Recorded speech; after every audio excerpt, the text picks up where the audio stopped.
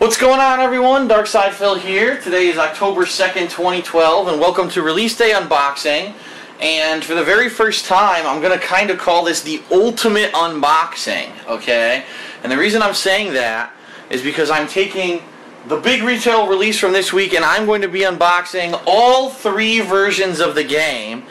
But even though I'm doing that, and it's probably the only time I've ever done that up to now, it's still going to be a pretty quick video, and you're going to see why. So yeah, Resident Evil 6, huge. Doing a co-op campaign today, starting the co-op campaign today with John Rambo. Really excited about it, despite the fact that the mainstream gaming media seems to be split about the game, although it's hilarious when you read the negative reviews how stupid the reviewers are. But I'm not going to digress and go on about that. I already ranted about it in my weekend preview video last night. If you want to hear more about my honest feelings and hear a good long rant about how I think the mainstream gaming media is a bunch of fucking morons and they're irresponsible pricks, you can go watch that rant in the weekend preview. This is about unboxing. And what we're going to do is we're going to take a look at basically these are the collector's editions of Resident Evil 6 in the United States. You've got Resident Evil Archives for the Xbox 360, Resident Evil Anthology for the PlayStation 3. We've got the regular edition of Resident Evil 6 on the Xbox 360 because I needed a copy for John Rambo, and we've got the BradyGames strategy guide, which we're going to take a quick look at. So without further ado, well, alright, first of all you might say, Phil, why did you get all three versions of the game? Well, it's quite simple, okay? Resident Evil 6 Archives includes Code Veronica X HD, which I might want to do a playthrough of in the future.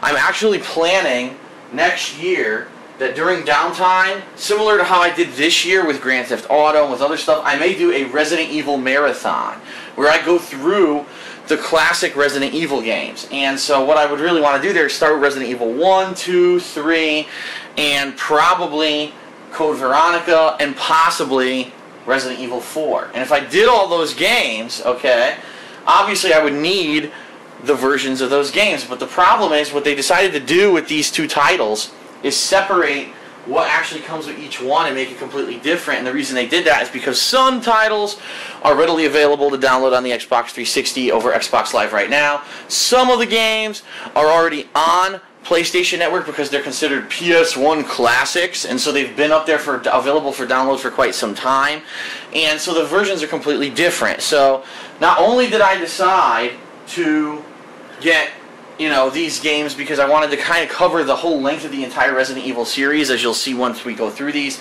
but also I know that I do have fans that play on both consoles, and if I do a fan appreciation with Mercenaries or anything like that in the future, it's good to have both copies of the games. But ultimately what this comes down to is I'm going to have extra stuff.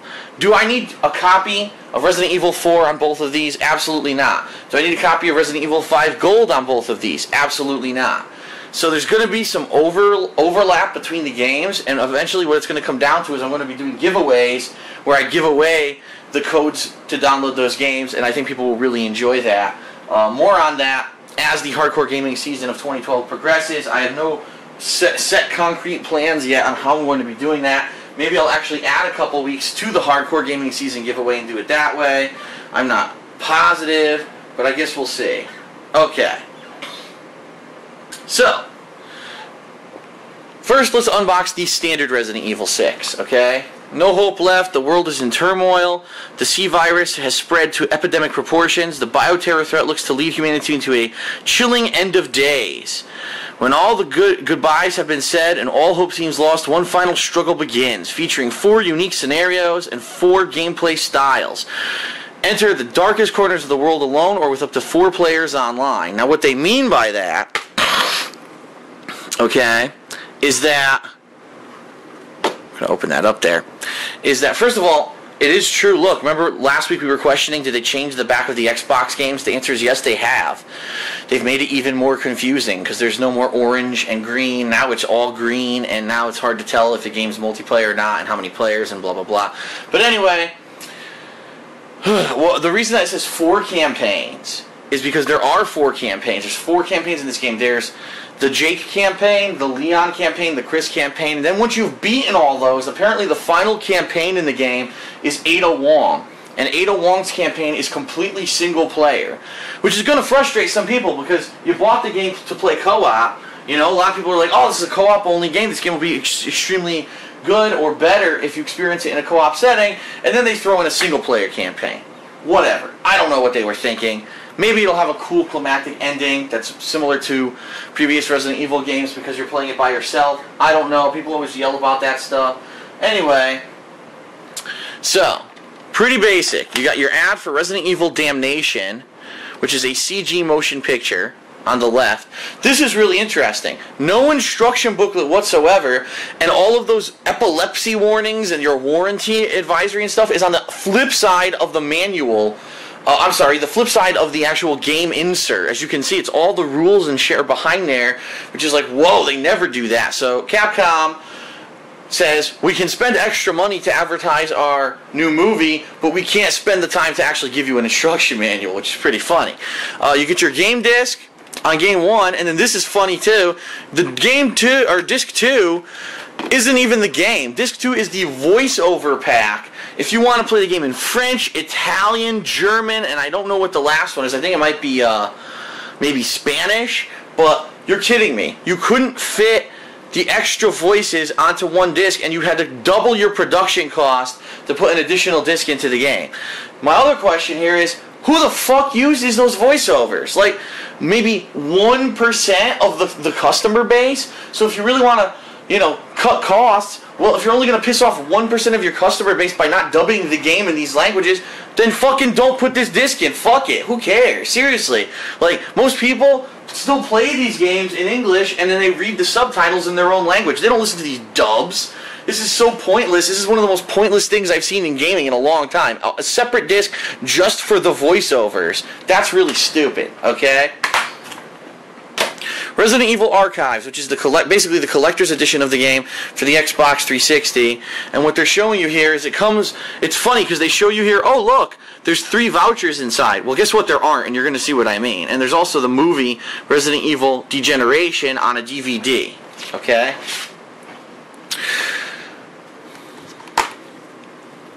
So what do you have? You've got your same ad for Resident Evil Damnation. Behind that, you've actually got the voucher that has all the codes for Code Veronica XHD, Resident Evil 4 HD, and Resident Evil 5 Gold, okay? And obviously I'm not going to show you those codes, but I may be giving them away at a future date, certain codes out of that. You got your Resident Evil 6 game disc. Once again, you've got your stupid voiceover pack disc, complete waste of money. And then you got your Resident Evil Degeneration DVD. And that's interesting. Tonight I'll probably watch that movie and see how it is, and maybe I'll get back to everyone with a review of the movie. I know a lot of people are like, Phil, you reviewed 2 movies ever, and we love it. We want you to review more movies, but the bottom line is I don't usually watch movies when they're new. But maybe I'll watch this and talk about it this week. I don't know.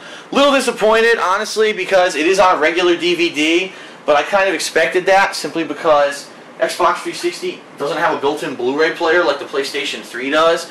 So it kind of would have been a no-brainer if they included this movie on Blu-ray with the Anthology edition for PlayStation 3, but they did not.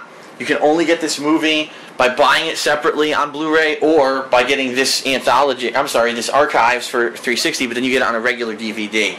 So a little disappointing there, but it is what it is, I guess. Okay? Then we've got the PlayStation 3 Anthology, which includes Resident Evil 1, 2, and 3 downloadable on PlayStation Network, Resident Evil 4 HD, Resident Evil 5 Gold, okay? No movie, no Code Veronica X, but you're getting Resident Evil 1, 2, and 3. So here it is. Open it up. Once again, since it is on PlayStation, it's on Blu-ray, they could actually fit the fucking voiceovers onto one disc, so they didn't have to double their production costs just to have a disc of voiceovers. My God, that's so stupid. You've got Resident Evil Damnation ad yet again, and then here's your voucher with the 4 codes. Actually, this one has 5 codes on the back for all those games I just mentioned. And then last but not least, we'll take a very quick look here at the Resident Evil 6 strategy guide. First thing I want to say is I want to warn everyone, because they have 2 versions of this strategy guide, and they've been doing this with the major releases as of late. You've got your standard edition strategy guide. I'm going to put it down because it's going to fall. And then you've got your deluxe hardcover edition.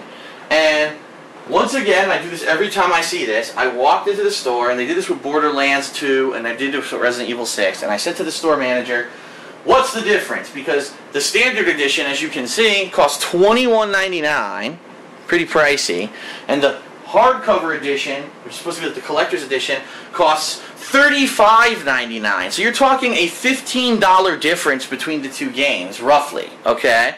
So you say, alright, what's the difference? Here's the difference between the two strategy guides. The hardcover edition is hardcover, and it also comes with 3 patches. That's right. If you have like a leather jacket and you want to put patches on it of like the BSAA logo and stuff like that, then you get those with the strategy guide. But outside of that, there's no fucking difference between this one and the hardcover. So what kind of an asshole would spend $36 on a strategy guide to get 3 motherfucking patches? What the fuck are these? Oh my god. It was funny because the store manager then said, we were laughing at it because it's so funny, and the store manager goes, yeah, and a week or two ago, World of Warcraft had Mists of Pandora that came out, and they also had a collector's edition strategy guide. And the difference was, it was hardcover, and it came with chopsticks. Okay, so if I want to eat sushi or Chinese food while I'm playing World of Warcraft, maybe it comes in handy. Who the fuck would spend $10 to $15 extra for chopsticks? These stupid strategy guides are getting out of hand at this point, okay? So you might say to yourself, well, wait a minute, it's a regular strategy guide, right? Why the hell is it $21.99 instead of $19.99 like most other strategy guides? And the answer, quite simply put, is because they can charge that. When the market demand is there, they can increase the price slightly, make more money, and no one really cares. And the thing is, Resident Evil 6, this is the game super hyped, okay? A game lots of people are going to want to play. In fact, when I went to my GameStop, there were 15 people in line in front of the store before the store opened, and then as people went inside to buy the game, by the time that I had picked up my copies, behind me there were like another 15 people. So you're talking a game that is one of the most hyped, most exciting games of the hardcore gaming season, okay? And they know that people are going to want a strategy guide to not get stuck and to beat the game. So they know they can charge extra. They know this is one of those games that's the exception to the rule. A lot of people are going to be buying the guide. Let's charge $2 extra on there because it's not so much that someone can't afford it, but at the same time, enough people will buy the guide that the $2 will actually be a significant increase in our profits. So it's a money-grubbing tactic by Capcom. Are you fucking surprised that Capcom has a money-grubbing tactic? I mean, maybe they won't nickel and dime us for on-disc DLC this time around, but they're going to find one way to fuck you. So here you go. Resident Evil 6 Strategy Guide actually outlines, without spoiling, has the campaigns for Leon, 5 chapters, Chris, 5 chapters, Jake, 5 chapters, and then yes, Ada Wong's solo campaign at near the end of the game, her own campaign, which is 5 chapters, and then of course it talks about Agent Hunt mode, Mercenaries mode, all this stuff throughout the course of the game. My one recommendation, I have 2 things to say before I end the unboxing video.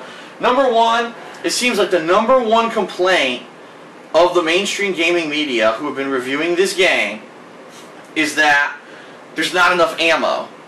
But the other major change in this game is that you actually have skills that you unlock with skill points, and one of the skills is that you find more ammo. So why the fuck wouldn't you pick that skill? It's like saying, well, there's new game mechanics in this game, but rather than actually trying to understand them, I'm just going to walk around and stomp my feet and pout because it's not like the older games, and I don't want to learn, I just want to fail, okay? And I know that I've done that in my playthroughs before, but I don't do that in the review. You know what I mean? So, if there's a new game mechanic that says get more ammo because it's a skill that you unlock, and your number 1 complaint is there's not enough ammo, maybe during the course of your playthrough, you should fucking get the skill that gives you more ammo. So that's probably going to be the number 1 fucking thing that I'm going to do with my skill point upgrades when I play the game. Number 2, the game allows you to play the 3 campaigns in any order. And from what I'm to understand, if you don't play them in a certain order, it could be very confusing because certain campaigns are taking place before or after others, and so it might not make sense. And what I want to say is there is a recommended order of how you should play the campaign, and I want to give a shout out to Solid Fantasy, who's a fan of mine, He's an avid forum user on my website, thekingofhate.com. He did some research and he posted up in the Resident Evil 6 thread the recommended order that you should play the campaigns, okay? And in the description of this video, I'm going to list the recommended order that you should play the campaigns of the game to get the optimal experience. I think this is going to be beneficial to everyone. I think this is going to help everyone out. And I see no reason why I shouldn't help everyone out who's going to be playing this game. So check the description of this video. I'm going to paste up the order of campaigns that you should play these, the chapters and whatever, so that the story makes optimal sense. I'm going to be playing the game in that particular order. Hopefully it's going to make it a better experience. That's the thing, the other complaint of the people in the mainstream gaming media is, oh, the story's all over the place. It's hard to understand. It's like, yeah, well, the game gives you the freedom of choice to play in whatever order you want. So if you pick the wrong order, it's not going to make sense. Is that a fault of the game, that the game doesn't give you a logical progression and say this is the order you should play the chapters? Absolutely. I think 100% that's a fault of the game. But at the same time, I get the feeling if you didn't have the choice option to play whatever you wanted, the mainstream gaming media would say, oh, this game locks you into a linear campaign, and so it's boring because you can't do whichever you want. So you're damned if you do and you're damned if you don't, okay? So that's it for the ultimate unboxing video for Resident Evil 6, covering all 3 versions of the game, the strategy guide, and even giving you guys some helpful tips on how to play the game that will hopefully help you out. John Rambo's going to be here momentarily. I'm not even kidding. Like, he's going to be here any minute. So I have to end this video now. That's just kind of why I was going through it at a rapid pace. But please join us for our co-op playthrough, and we'll see you for gameplay today on DSPGaming. Peace.